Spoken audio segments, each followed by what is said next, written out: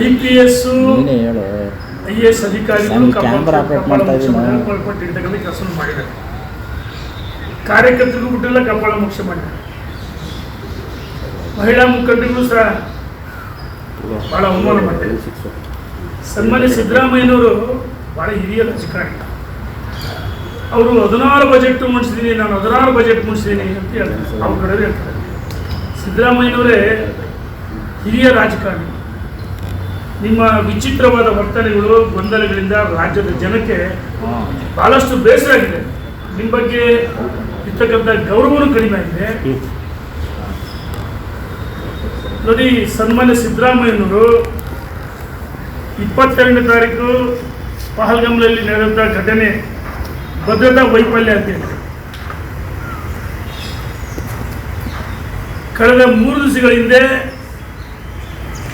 ಯುದ್ಧ ಅನಿವಾರ್ಯ ಅಲ್ಲ ಅಂತ ಹೇಳಿದರು.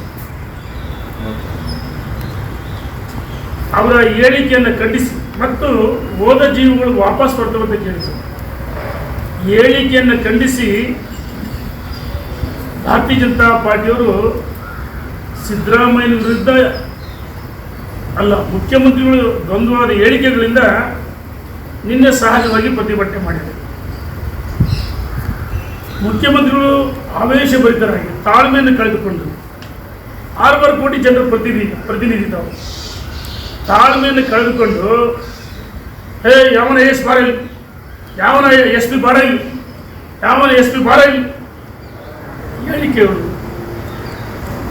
ಅವರ ಕಾರ್ಯಕ್ರಮಕ್ಕೆ ರಕ್ಷಣೆ ಕೊಡಕ್ಕೆ ಹೋದವರು ರಕ್ಷಣೆ ಇಲಾಖೆಯವರು.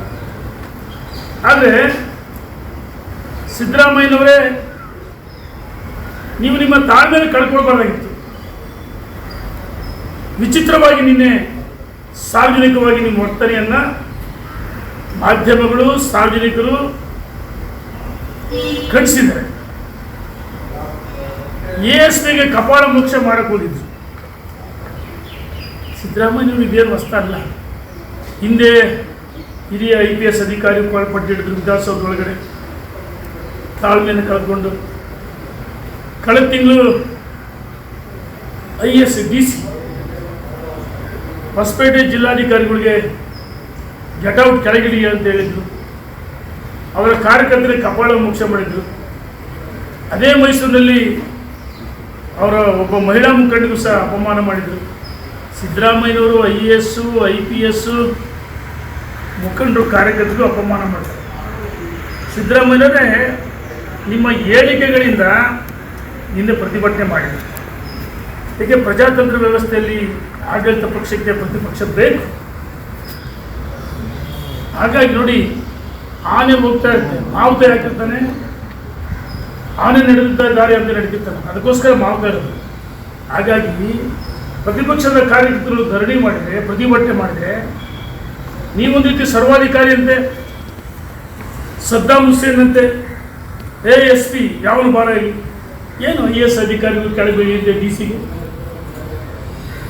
ನಿಮ್ಮ ನಡವಳಿಕೆಗಳನ್ನು ಸರಿ ಮಾಡಿಕೊಡ್ರಿ. ಮುಖ್ಯಮಂತ್ರಿಗಳಿಗೆಲ್ಲ ಒಂದು ಕಡೆ ವಿಶ್ರಾಂತಿ ಬೇಕನ್ನಿಸ್ತಾರೆ.